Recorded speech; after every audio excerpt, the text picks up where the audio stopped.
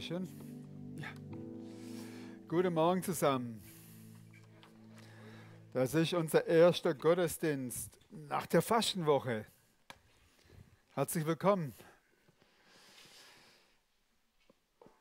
Wir hatten ein paar schöne Treffen hier. Und die Idee von heute vom Gottesdienst ist, dass wir zusammenfassen, oben und unten. Der rote Faden war für die Woche näher. Näher zu Gott und näher zueinander. Und das sollen wir heute Morgen auch nochmal besprechen, zusammenfassen. Unten predigt der Hans zum Thema näher zueinander. Einheit in der Vielfalt. Hier oben geht es heute Morgen um ein ganz interessantes Thema. Es geht um die Furcht Gottes. Wer von euch hat schon mal eine Predigt gehört über Furcht Gottes? Okay. Also das ist, wenn man so rumhört, ne? Es gibt Land auf, Land ab, wird das Thema eigentlich selten beleuchtet. Und wir spüren, dass es so ein Thema ist. Ehrlich gesagt, Leute, wenn man mal guckt, wie viele Verheißungen da drauf sind. Ne? Ich habe jemanden gehört, kürzlich, der gesagt, ich weiß von 40 Verheißungen mindestens zu dem Thema. Und wir wären eigentlich unweise und wir als Pastoren wären eigentlich lieblos euch gegenüber, wenn wir euch den Zugang zu so vielen guten Verheißungen irgendwie verwehren würden oder nicht aufmachen würden. Okay, diese Woche hatte folgende Akzente. Sonntagabend hat ein Worship Time hier, Lobpreisabend. Und es war ein schöner Lobpreisabend. Wir haben gespürt, Gott ist da und Gott will immer mehr mit seiner Gegenwart unsere Leben füllen. Es waren auch prophetische Worte da, die das betont haben. Und ich habe gesehen, es sind Menschen hier, deren Leben ist wie ein Schwamm. Und ihr wisst ja, was passiert, wenn ein trockener Schwamm mit Wasser in Verbindung kommt. Ich frage euch nicht, was dann passiert. Man darf keine so Fragen mehr stellen. Also dann werden die Schwämme voll und dann passiert was mit uns und durch uns. Ne? Und ich glaube, so sieht Gott uns.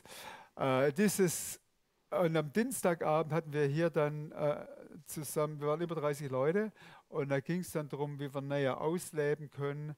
Es ging darum, unser Leben Gott auszuliefern, uns miteinander zu connecten. Donnerstagabend war ein ganz interessanter Abend. Es ging um Demut, war die Weiterführung vom letzten Sonntag. Und alle Abende waren sehr interaktiv und es war schön zu sehen, wie so viele von uns sich auf den Weg machen und Gott näher kommen, einander näher kommen und dann erwarten, dass Gott das, was er hier in unserer Mitte tut, wirklich in die Region reinbringt. Und dann gab es zusätzlich noch unten am EEG einen Campingplatz. Sorry, Debbie. Es waren Zelte der Begegnung aufgestellt, die gut besucht waren und man konnte da vieles mit Gott erleben. Ne? Das waren Zelte, wo es Anweisungen gab und vielen Dank euch dreien, die das gemacht haben. Ich denke, einige, die dort waren, konnten sagen, wir haben Gott dort wirklich stark und gut erlebt. Und dann gab es Mittagsgebet von jeden Mittag, wo wir für Anliegen in der Gemeinde gebetet haben, so dass ihr mal wisst, um was es geht. Jetzt sollen wir das ganze Ding zusammenfassen. Es wäre schade, wenn wir sagen würden, ja, wir haben eine Woche gehabt, wie wir es jedes Jahr halt so machen. Eine Woche lang fasten und beten. Das heißt nicht, dass jeder eine Woche lang fastet, aber während der Woche fasten und beten, wie jedes Jahr. Ein Jahr warten wir wieder, dann fasten wir wieder mal und so. Ne? Uns geht es darum, zu glauben, Gott setzt Impulse während dieser Zeit. Und wir glauben, dass Gott Impulse gesetzt hat. Das Thema näher ist jetzt nicht abgeschlossen. Das Thema näher ist wie eine Einladung von Gott. Meine Kinder, mein Volk, ich will euch näher in meinem Herzen haben. Und wenn ihr näher an meinem Herzen seid, dann kann ich euch mehr mit meiner Gnade, Güte, Freundlichkeit, übernatürlichen Kraft, Ressourcen füllen, dass ihr mich als den König aller Könige immer besser repräsentieren könnt. Wollen wir das? Interessanterweise, das Thema näher zu Gott entscheiden wir. So sagt die Bibel. Ne? Jakobus 4, um 8 irgendwo, glaube ich. Nähert euch Gott, dann straft euch Gott. Dann gibt euch Gott eine Liste von Arbeiten. Nähert euch Gott, dann naht Gott sich euch. Also ich spitze diesen Satz mal zu. Das Wort Gottes ist der Wahrheit. Gott lügt ja nicht. Und Gott sagt, kommt näher zu mir, dann komme ich näher zu euch. Also in anderen Worten, wenn du heute Morgen hier sitzt und sagst, Gott ist so weit weg, ist nicht Gottes Schuld. Ne? Ich spitze es zu. Es ist deine Schuld.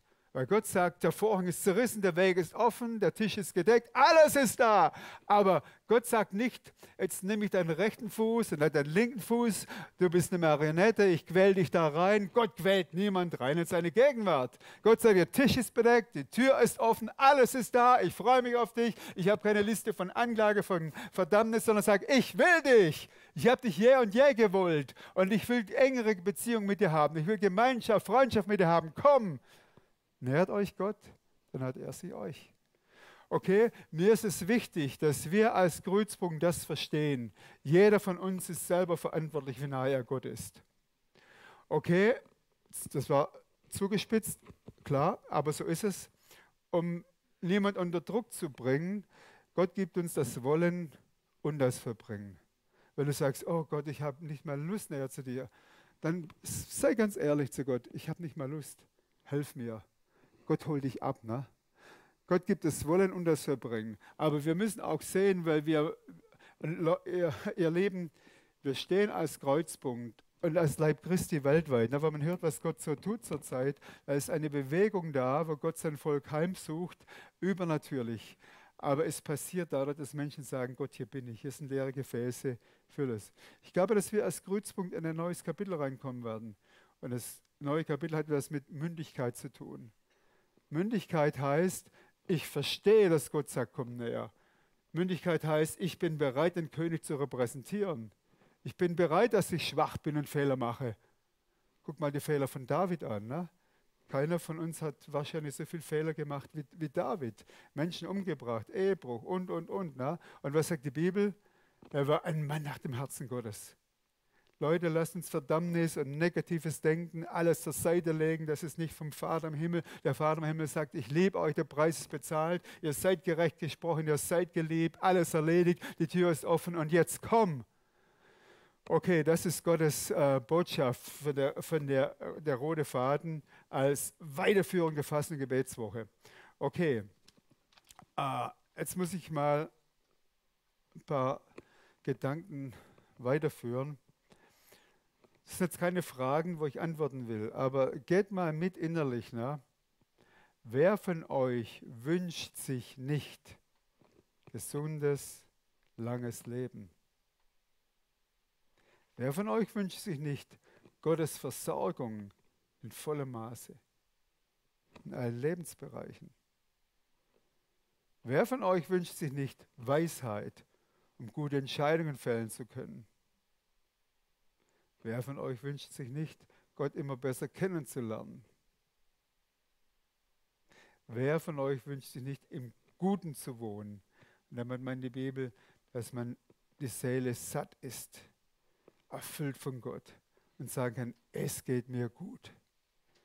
Wer von euch wünscht sich nicht, Gottes Freund und Vertrauter zu sein? Jetzt habe ich ein paar Bibelstellen rausgeholt, die das ein bisschen untermauern. Langes Leben, die nächste Folie bitte. Die Furcht des Herrn verlängert das Leben.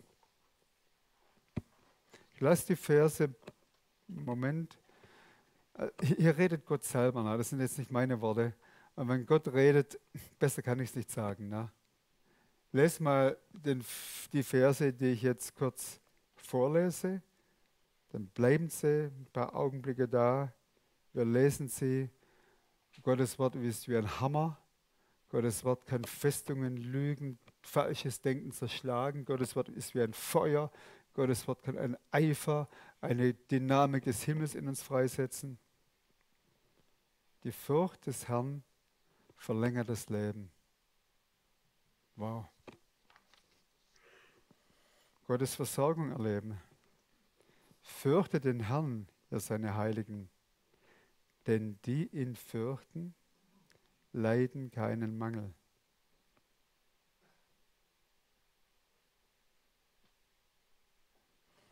Die ihn fürchten, leiden keinen Mangel. Wenn du das nicht glaubst, brauchst du nicht mit mir anzulegen, leg dich mit Gott an. Gott sagt das.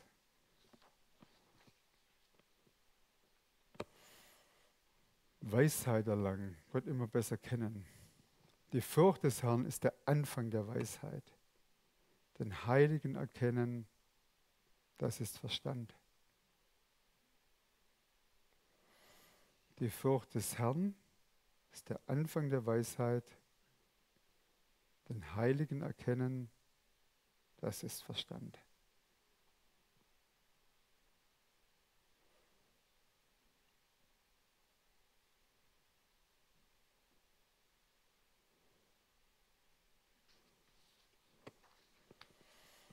Gottes Wegweisung erleben, Lebensqualität und Nachhaltigkeit erleben. Wer ist der Mensch, der den Herrn fürchtet? Ihm weist er den Weg, den er wählen soll. Seine Seele wird im Guten wohnen und seine Kinder werden das Land besitzen. Ihm weist er den Weg, den er wählen soll. Seine Seele wird im Guten wohnen. Seine Kinder werden das Land besitzen.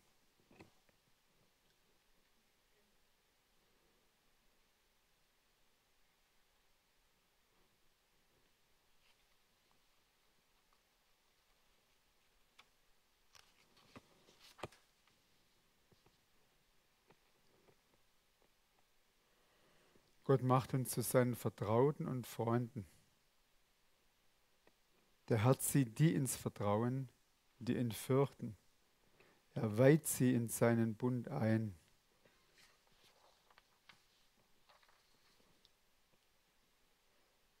Der Herr zieht die ins Vertrauen, die ihn fürchten.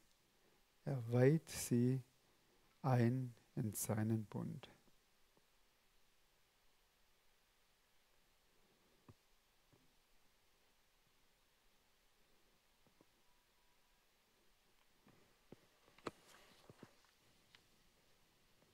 Wir leben als Gottes Freunde.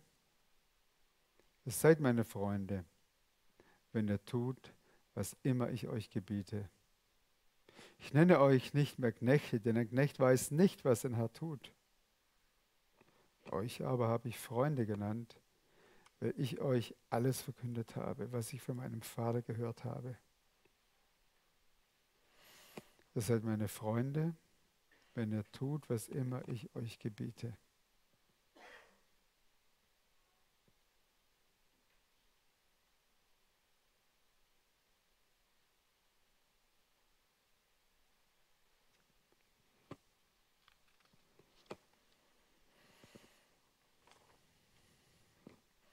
Ich hoffe, wenn ihr diese Verheißungen hört, dass es in euch was weckt. Sagen, wow, so viele wunderbare Sachen sind hier vor unseren Augen gemalt.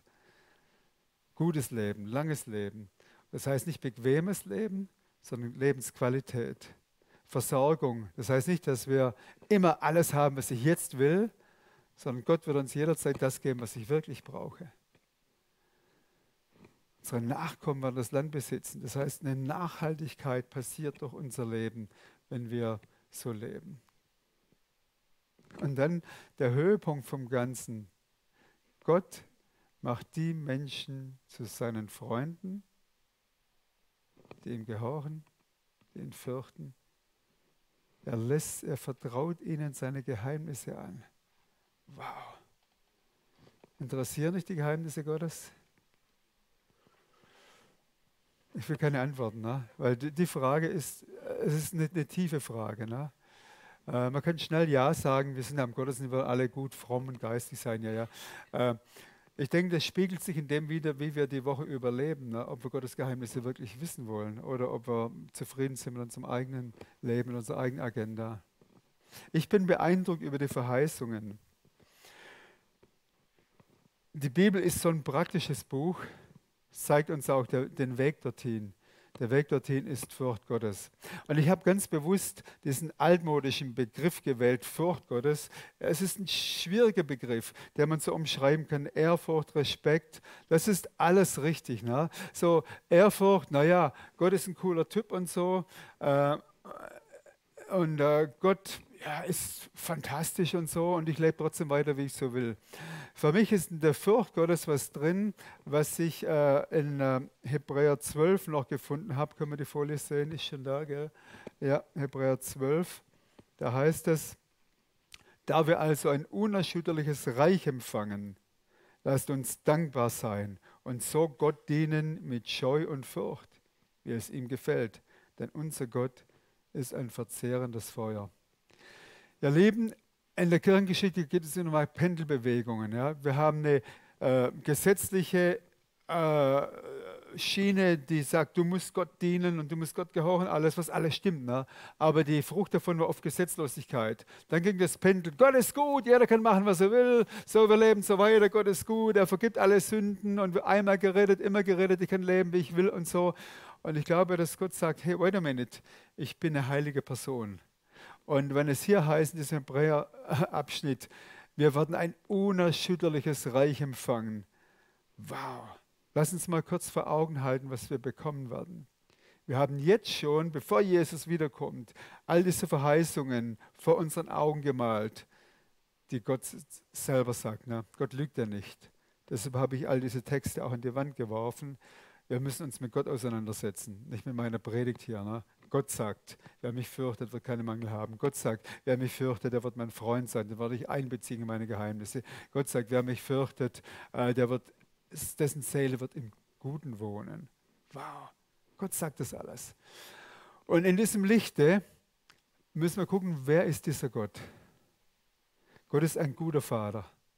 Da machen wir keinen Millimeter Abstrich davon. Ein guter Vater, ein perfekter Vater, ein vollkommener Vater, der alle Sünden vergibt und der so gut ist. Und wir schauen uns sein Angesicht und sehen nur Güte, Freundlichkeit. Das ist unser Vater.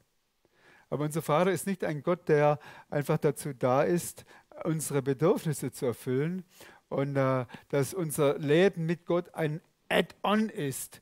Ja, ja, okay, ich lebe mein Leben. Ich glaube auch, zusätzlich glaube ich ja auch noch an Gott, weil wenn ich an Gott glaube, dann habe ich jemanden, den ich in der Not anrufen kann. Wenn ich an Gott glaube, komme ich ja in den Himmel und so. Ne? Und ich gehe auch in die Kirche, weil da gehen ja die hin, die an Gott glauben. Unser Gott ist ein verzehrendes Feuer. Unser Gott ist ein verzehrendes Feuer. Es gab immer wieder mal Menschen, die Begegnungen mit Gott hatten. Mose. Mose war nicht perfekt, er war ein Mörder. Der Mörder war in der Wüste bei den Schafen. Jahrelang, das war die Musik. Er hatte keinen Laptop, er hatte nichts da, seine Musik war mäh. Und eines Tages hat dieser Busch gebrannt. Mose, bleib stehen. Der Platz, wo du stehst, ist ein heiliger Ort. Der Feuerbusch ist ihm erschienen. Mose, der Platz, auf dem du stehst, ist ein heiliger Ort. Vielleicht ist es heute ein Gottesdienst, wo Gott zu manchen von euch sagt, der Stuhl, auf dem du sitzt, ist ein heiliger Stuhl. Ich will Geschichte mit dir machen. Ab diesem Moment wusste Mose, er hat es mit Gott von Abraham, Isaak und Jakob zu tun. Er hat es mit dem Heiligen Israels zu tun, mit dem Gott des Bundes. Er hat seine Schuhe ausgezogen. Er ist auf seine Knie. Und Gott konnte mit ihm anfangen, Geschichte zu machen. Da waren die Sklaven, über 1 Million israelische Sklaven, Frauen, Kinder, viele. Die ägyptische, ohne Waffen, ohne irgendwas, die ägyptische Armee, ägyptische Regierung, ägyptische Polizei, ägyptische Sklaventreiber. Kein Ausweg aus dieser Situation. Und da war ein Gott, der gesagt hat, ich bin der Gott der Geschichte. Ich suche Menschen, die mit mir Geschichte machen. Aber wenn ich Menschen berufe, die mit mir Geschichten machen, ich bin ein heiliger Gott, dann geht es nur, wenn sie mir gehorchen. Ihr werdet meine Freunde sein, wenn ihr das tut, was ich euch sage. Mose hat gesehen, oh, das ist der Pharao. Oh, da war ich ja schon mal. Und der gibt ja nicht nach, der hat einen Dickkopf. Und er hat alle seine Ausreden ausgepackt. Was soll ich dem Pharao sagen? Und Gott hat eine einfache Antwort gehabt. Wenn du zum Pharao gehst, sagst, Gott ist mit mir. Punkt. Was sagt Gott zu uns? Gott ist mit uns. Brauchst du mehr? Wenn wir mit dem Gott, der mit uns ist, kooperieren durch Gehorsam, dann werden viele Menschen freigesetzt von der Knechtschaft der Sklaverei, von Sünde, von Krankheit, von Hoffnungslosigkeit, von Verzweiflung. Und ich glaube, es gibt viele Menschen, die in diesem Lebenszustand sind. Der Stuhl, auf dem du sitzt, ist Holy Ground, heiliger Platz. Vielleicht redet Gott zu dir heute und sagt, hey, ich will dich zu diesem jenen benutzen. Ich habe dir eine Erbschaft gegeben. Eine Erbschaft, wo der Name draufsteht. Es ist Zeit aufzustehen. Es ist Zeit, mündig zu handeln. Und der lebende Zeit der Unmündigkeit ist vorbei. In Gottes Kapitel, er hat eine Seite weitergedreht. Unmündigkeit ist vorbei. Er sagt, ihr seid meine Repräsentanten hier. Und hier ist ein heiliger Platz. Ich begegne euch. Eine andere Begegnung in der Bibel ist die Begegnung, die Jesaja hatte. Jesaja, ein Prophet, der Gott kannte, eines Tages sieht er, geht mal mit eurem geistigen Auge mit. Jesaja sieht Jahwe Zebaoth, den Herr der Heerschar. Er sieht den König, Gott, den Schöpfer. Er sieht ihn, wie seinen Saum den Tempel füllt. Er sieht ihn in einem Licht, das heller ist als das Licht der Sonne. Das wissen wir von Paulus. Er sieht dieses Licht, er sieht diese Herrlichkeit, er sieht diese Heiligkeit. Und er sieht, dass um diese wunderbare Person herum ein Heer von Seraphim sind. Und diese Heer von Seraphim, sie rufen, heilig, heilig, heilig bist du, Jahwe Zebaoth, bist du Herr der Herrscher. Heilig. Und die singen das heute noch. Heilig, heilig, heilig. Das ist der Gott, der mit uns Geschichte macht. Und dann ist in Jesaja etwas passiert. Dieser Anblick der Herrlichkeit, der Heiligkeit Gottes war so stark.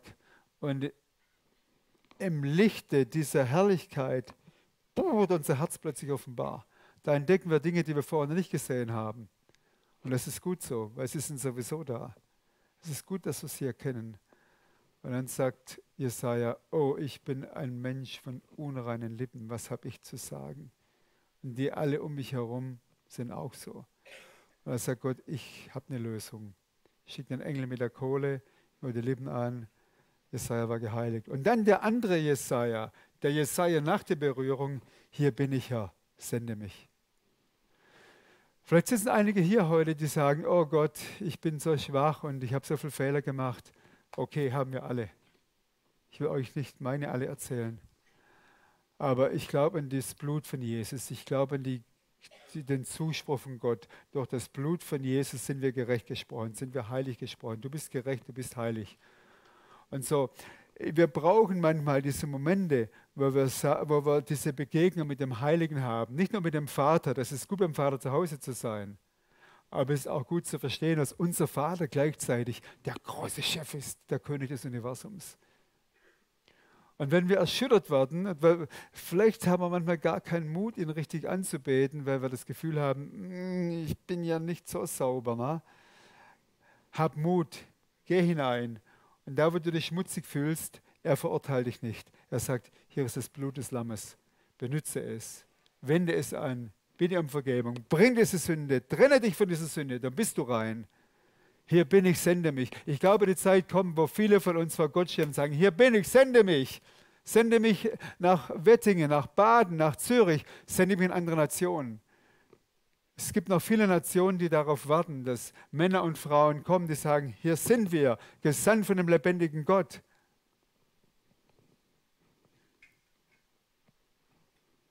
Jesaja hat die Begegnung mit Gott gehabt und er hat gesagt, hier bin ich, sende mich. Mose hat die Begegnung mit Gott gehabt und nach allen Diskussionen, er ging zum Pharao. Das Resultat war, diese Millionen Menschen wurden freigesetzt. Unser Gott ist ein verzehrendes Feuer. Deshalb benutze ich den Begriff Furcht Gottes. Hab keine Angst, ne? Sondern das zeigt nur die Ernsthaftigkeit mit unserem Gott. Was ist Furcht Gottes? Ich habe es hier ein bisschen versucht zu beschreiben, verschiedene Komponenten davon. Furcht Gottes ist nicht Angst vor Gott. Wir brauchen nie vor Gott Angst haben, aber wir brauchen die richtige Haltung Gott gegenüber.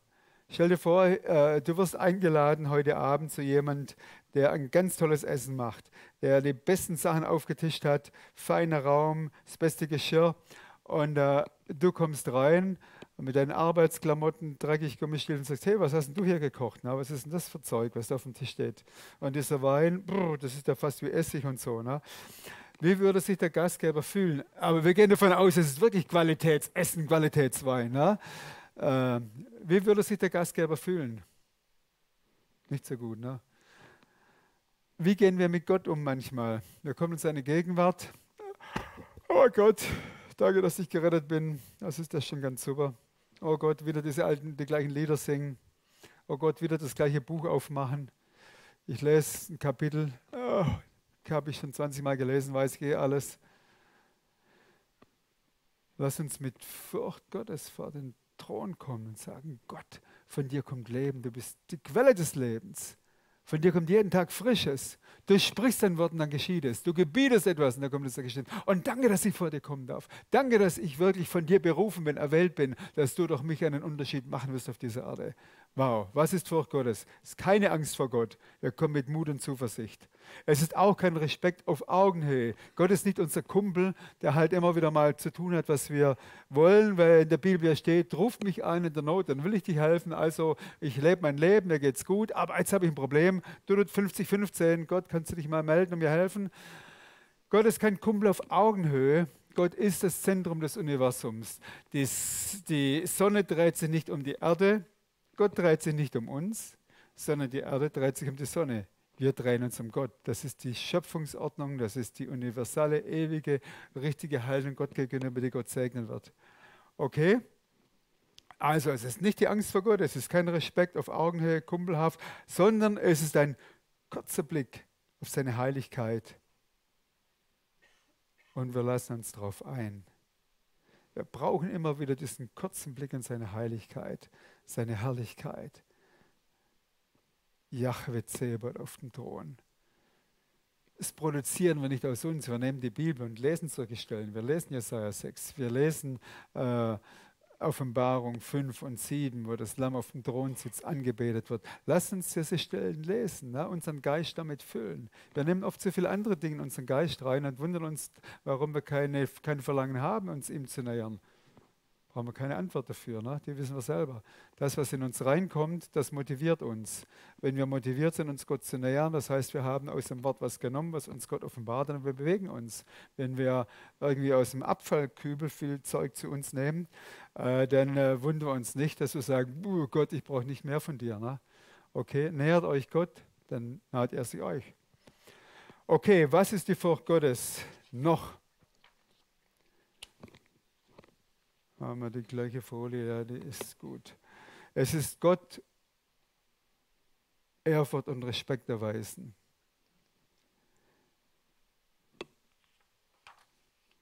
Hiob hat mit Gott viel diskutiert. Hiob war auch so mit Gott auf Augenhöhe. Hey Gott, was hast du alles gemacht und bist du gerecht und alles? Und dann sagt Gott, okay Hiob, jetzt zieh mal den Gürtel ein bisschen enger. Ne? Und jetzt rede ich mal mit dir. Wo warst du, als ich die Erde geschaffen habe? Wenn ich das Buch Hiob lese, mir reicht dieser Satz. Ich mag Hiob nicht so, aber diesen Satz, den mag ich. Ne? Wo warst du, als ich die Erde geschaffen habe? Hiob war ruhig. Turning Point. Ne? Und ich glaube, lass uns mit dieser Haltung vor Gott treten. Gott, ich war nicht da, als du die Erde geschaffen hast. Wie kam das Universum nochmal zustande? Ja, da war alles so ein kleiner Urknall. Oh, okay, nein, Gott. Wie kam das alles zustande? Du sprachst, es geschah. Du kennst die Sterne mit Namen. Wir können nicht mal die Galaxien zählen. Und er zählt die Sterne in jeder Galaxie mit Namen. Das ist unser Gott, das ist der Gott, den wir anbeten. Das ist der Gott, den wir in Ewigkeit feiern werden. He is the champion. Und wir können jetzt anfangen. Warum machen wir Sonntagslobpreis im Gottesdienst? Aufwärmprogramm, dass wir ein bisschen warm werden. Wir beten Gott an, das, was wir in der Ewigkeit sowieso tun werden. Deshalb haben wir Zeiten von Anbetung und Lobpreis, weil wir den König aller Könige vor uns haben. Weil wir den vor uns sehen, der das Universum geschaffen hat, der die Schweizer Berge so wunderbar modelliert hat. Wow, das ist unser Gott, den wir anbeten. Der den Tod besiegt hat, der den Teufel besiegt hat, der aus dem Grab rausgekommen ist. Wow, he is our hero. He is the champion. Roger Federer ist auch Hero, yes. Der ist auch gut, ja. Aber wir haben noch einen größeren Hero. Na, Halleluja. Wow. Ich weiß nicht, ob er euch so fasziniert wie mich, aber na. So, Furcht Gottes hat etwas mit Gehorsam zu tun. Ne? Abraham, ein Freund Gottes. Abraham hat Gott gefürchtet. Wie hat Gott das festgestellt? Der allwissende Gott, wie hat er das festgestellt, dass Abraham Gott fürchtet? An dem Tag, wo Abraham, der 25 Jahre auf Isaac gewartet hat. Isaac ist gewachsen, war, wenn ich mich recht erinnere, 12, 13 Jahre alt. Und dann sagt Gott, Abraham, geh zu diesem Ort dort und opfere deinen Sohn für mich. Also Kindesopfer waren im Bereich von Moloch und Umgebung nichts Unbekanntes, aber Gott hat es nie gefordert. Ne? Geh dorthin. Und dann heißt es im nächsten Vers, und Abraham hat 3 Tage gewartet und überlegt. Nee, im nächsten Vers heißt es, und Abraham machte sich früh am nächsten Morgen auf. Abraham machte sich früh am nächsten Tag auf. Gehorsam. Es ging ihm nicht darum, was habe ich davon, was wird für mich besser. Gott hat gesagt, ich kooperiere, Gehorsam. Und dann kam er an diesen Platz, und ihr kennt die Geschichte. Ne? Und er war bereit, alles zu tun. Ich will mir nicht ausmalen, wie es ihm emotional dabei ging, ne? Aber er war bereit, Gott gehorsam zu sein bis zum letzten Konsequenz. Und dann sagt Gott, stopp, ich habe die Lösung. Jetzt weiß ich wirklich, dass du mich fürchtest. Wow. Die Furcht Gottes zeigt sich in unserem Lebensstil von Gehorsam. Okay, das ist das Zweite. Und das Dritte, okay, war das Dritte schon, ne? Das böse Hassen. Aber ich bin ein Christ, ich darf ihn nicht hassen. Sprüche 8, Vers 13, die Furcht Gottes, ja, denkt über das Böse nach. Ne? In English you could say, dislike the evil. It doesn't dislike. Also die Furcht des Herrn ist nicht so, na, das Böse kann man nicht so richtig tolerieren. Die Furcht Gottes hasst das Böse. Okay? Stell dir vor, du hast zu Hause einen schönen Boden, schöne Wohnung und alles, und dann kommen irgendwelche Tiere da rein, die auf deinem schönen weißen flocky Wohnzimmerboden da rumtollen wollen. Ach, du böses Hündchen, kannst du da mal bitte rausgehen? Und Hündchen sagt, nein, ich kuschel da mal ein bisschen auf weißen Flocke. Ich war gerade am Matt, am Dreck, im Schlamm, ich kuschel mal ein bisschen. Was sagst du dann? Hündchen, bitte. Sagst du, raus hier, das ist mein Wohnzimmer, das ist mein Flocki. Würdest du das so machen? Ich habe kürzlich mit Leuten geredet, die noch nicht Jesus-Nachfolger waren, die haben dann gemeint, ja, aber man muss ja auch ein bisschen rücksichtsvoll sein zu den Tieren. Okay, ja. Als gute Haushalter, ihr Lieben, als gute Haushalter haben wir Verantwortung. Wenn wir Dinge, vielleicht war das Beispiel nicht das Beste für die Hundefreunde, aber um das Ding nochmal klar zu machen, ja, Liebe und Hass des Bösen sind 2 Seiten einer Münze. David Townsend, ein christlicher Psychologe, hat ein Buch über Liebe geschrieben. Da schreibt er, das Maß, die Intensität deiner Liebe ist gleich mit der Intensität deiner Aggression gegen das Böse. Also die Liebe kann das Böse nicht akzeptieren, weil die Liebe weiß, dass das Böse, das sind wie Diebe. Ne? Die fressen Wohlempfinden, die fressen Freude. Sie kommen ganz so brav rein und sagen, hey, ich will das Gute für dich, aber dann wirst du depressiv, dann wirst du gelangweilt, dann wirst du krank oder sonst was. Ne? Und dann merkst du plötzlich, oh, diese üblen Tiere waren doch nicht meine Freunde. Raus damit, in Jesu Namen. Und das ist so eine kurze Beschreibung, wie man sich Furcht Gottes vorstellen kann. Es ist Ehrfurcht und Respekt. Wo warst du? Ich war nicht da. Ich erkenne dich.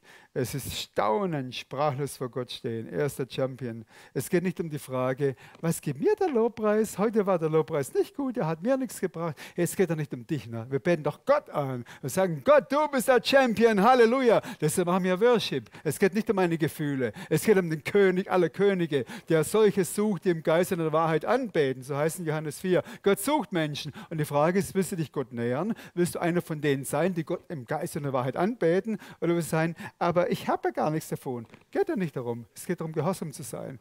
Okay? und das Böse hassen. Wir kommen zum Abschluss.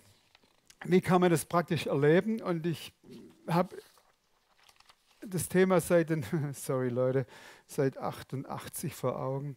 Und damals habe ich so eine Inspiration von jemandem das gehört. Sprüche 1, 28 folgende. Das sagt Gott, Sprüche 1, 28 folgende. Es geht euch nicht gut, weil ihr nicht das Gute erwählt habt, weil ihr euren eigenen Gedanken nachgeht und weil ihr die Furcht Gottes nicht gewählt habt. In anderen Worten, die Furcht Gottes kann man wählen. Und das ist der erste Punkt der praktischen Anwendung. Wenn du wirklich diese Verheißungen vor Augen hast von Anfang, langes Leben, Versorgung, Freund Gottes und so weiter, dann der erste Schritt ist, Gott, ich wähle diesen Lebensstil.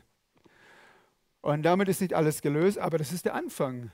Ich mache das oft, wenn ich morgens aufwache. Ich sage, Gott, ich entscheide mich, ich will mit der Furcht Gottes leben. Und diese Entscheidung ist praktisch eine Öffnung von meinem Herzen zu einer Sensibilität dem Heiligen Geist gegenüber. Und mit dieser Entscheidung, also wir haben über Demut gesprochen. Demut ist ganz wichtig. Ne? Ich kann demütig sein aus eigener Kraft bis zu einem gewissen Punkt. Furcht Gottes kann ich nicht aus eigener Kraft. Das heißt, wenn ich mich entscheide, Gott, ich will Furcht Gottes, ich brauche Furcht Gottes, weil ich diese Verheißungen will, dann kommt eine neue Sensibilität in meinem Leben, dann merke ich, welche Worte aus meinem Mund kommen, die nicht gut sind, dann merke ich, wo meine Blicke hingehen, dann merke ich, wo ich in Beziehungsspannungen habe, ich merke diese Dinge schneller. Und damit sind die Sachen nicht gelöst, aber solange ich die Antenne nicht habe und das nicht merke, gehe ich im alten Trott weiter. Und deshalb der erste Schritt, wir wählen die Furcht Gottes. Und dann, wir passen auf unsere Worte auf. Jetzt weiß ich nicht, habe ich die Folie noch? Ne, jetzt gibt es keine mehr. Da habe ich zu früh aufgehört. Ich glaube, ich müsste Mittagessen kommen. Ich weiß nicht mehr.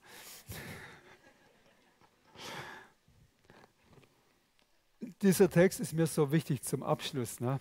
Den lese ich noch und dann ist fertig. Ne?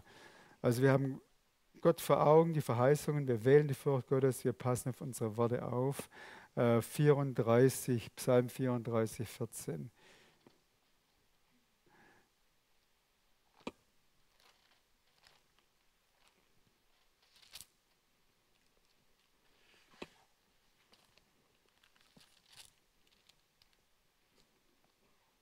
Kommt, ihr Söhne und Töchter, hört mir zu. Die Furcht des Herrn will ich euch lehren. Wer ist der Mann, der Lust zum Leben hat, seine Tage liebt, um Gutes zu sehen? Bewahre deine Zunge vor Bösem und deine Lippen vor betrügerischer Rede. Lass ab vom Bösen und tue Gutes. Suche Frieden und jage ihm nach. Die Augen des Herrn sind gerichtet auf die Gerechten und seine Ohren auf das Schreien. 34, 12 bis 16. Das ist eine Einladung. Wer ist der Mensch, der Mann, die Frau, die Lust haben zum Leben? Ich denke, das haben wir alle. Wir wollen Lebensqualität, erfülltes Leben, Leben mit Freude, mit Versorgung. Dazu ist der Weg die Furcht des Herrn. Das heißt, Gott zu respektieren, anzubeten, bewundern, gehorchen. Und damit habe ich das präsentiert. Ich will euch das mitgeben, weil ich glaube, Gott führt uns als Kreuzpunkt in eine neue Ebene von Mündigkeit. Und die Mündigkeit kommt nicht durch das, was wir als Programme haben in erster Linie. Die Mündigkeit kommt durch unsere Herzenshaltung Gott gegenüber. Und wir haben sehr gute Sachen, diese 4 Schritte. Ne? Brich auf, leg's ab, find's aus, gang los. Diesen Weg wollen wir gehen. Und für diesen Weg brauchen wir ganz dringend dieses Näher, die Furcht Gottes, Respekt vor Gott, dass er uns die Kraft, Energie, Motivation, Vision für diese 4 Schritte gibt, dass wir sie ausführen. Und das Resultat wird sein, wir kommen in den Gottesdiensten und wir merken, Gott ist da. Und kommen Leute hier rein, die Jesus nicht kennen, sie werden auf ihre Knie fallen. Wir sagen, Gott ist hier. Es kommen Leute rein von uns, die sagen, ich habe plötzlich gemerkt, da ist noch was Verborgenes da. Hilf mir, das loszukriegen. Kommen Leute rein, die sind krank, die werden geheilt. Das ist Gottes Herzschlag für uns. Und wir wählen Furcht Gottes, damit wir mehr mit ihm kooperieren können. Ist das nicht eine gute Zukunft? Danke für eure Offenheit, Kooperation. Und das ist eigentlich ein guter Moment, wo man sagt, wir wollen das Abendmahl nehmen. Weil das Abendmahl zu nehmen heißt jetzt, wir kommen nicht mit unserer Kraft, wir wollen nicht geistlicher sein, wir schauen auf das, was schon geschehen ist. Der Preis ist bezahlt, der Vorhang ist zerrissen und er ruft uns heute zu, komm. Und wir dürfen alle kommen, egal wo du bist, egal wo du herkommst. Das Blut des Lammes kann uns reinigen von allem. Okay, können wir das Abendmahl einfach schon mal vorstellen. Ich bete jetzt dafür. Ich lese noch den Einsetzungstext. Ne?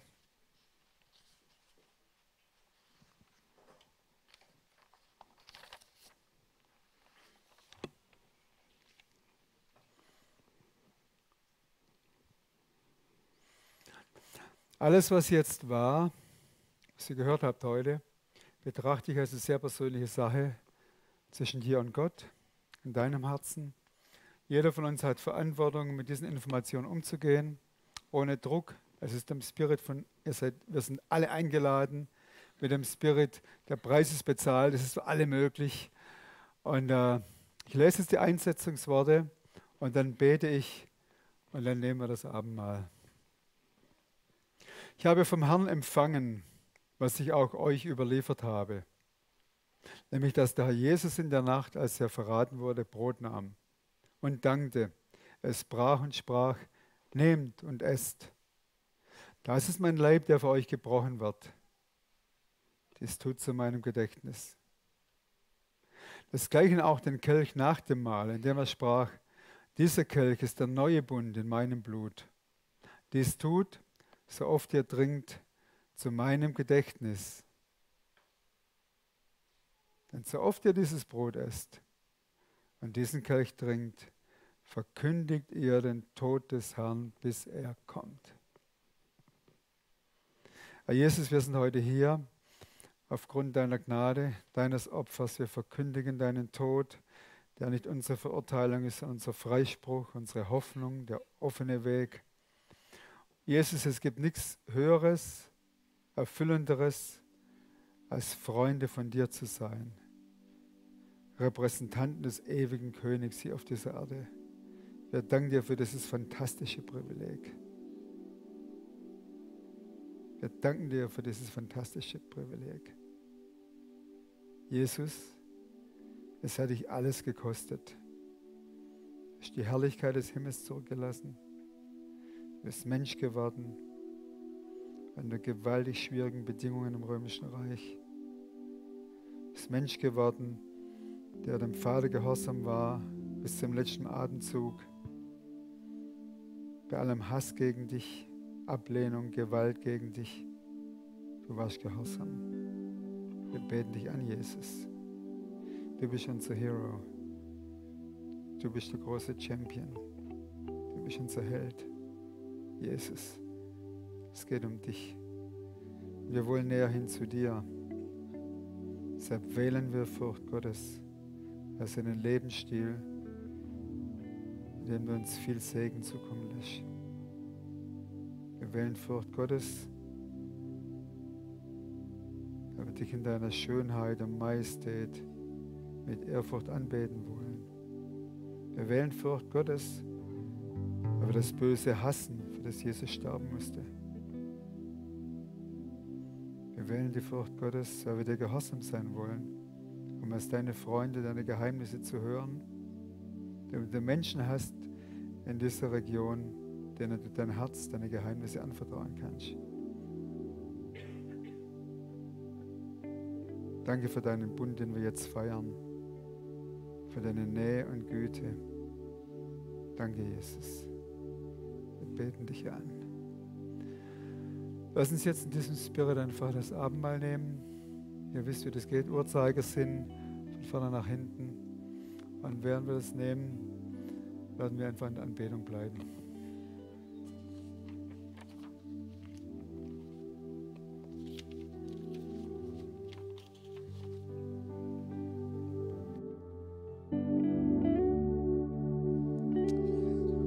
Wow, danke Danke vielmals, liebe Band. Ich glaube, das ist ein Applaus wert.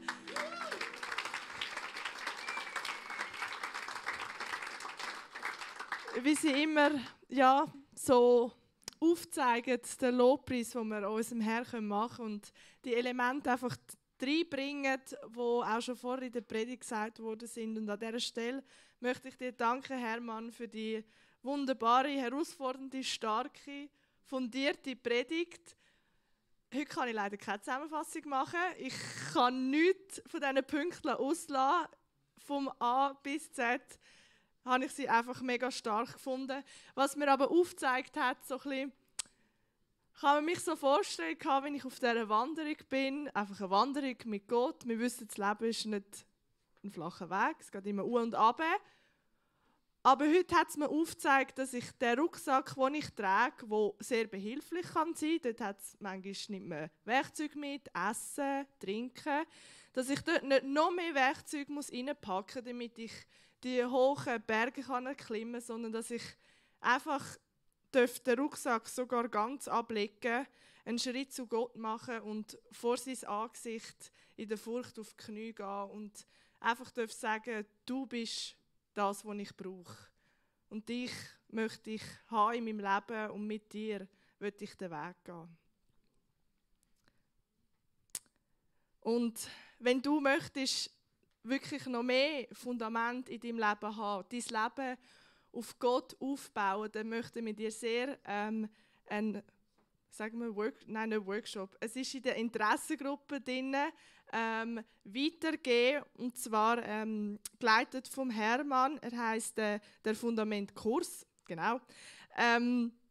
Und das Ziel ist wirklich, dass das Fundament oder wir das Fundament von unserem Glauben besser kennenlernen können. Es ist für euch, die neu im Glauben sind, die aber auch schon ein Zeitchen mit dem Herrn sind oder die schon seit Jahren im Herrn sind und dort sich einfach nochmal drin engagieren, das möchten wir euch sehr ans Herz legen. Natürlich aber auch alle anderen Interessengruppen, die ihr hinten an der Infowand findet. Wenn du nochmal willst, heute Morgen oder gleich Mittag nochmal in die Begegnung mit Gott gehen, dann möchten wir auch euch sehr herzliches Gemeindegebet, das direkt nach dem Gottesdienst stattfindet, sehr ans Herz legen. Und dafür bitte ich den Micha, der noch ein paar Worte mehr dazu erzählt.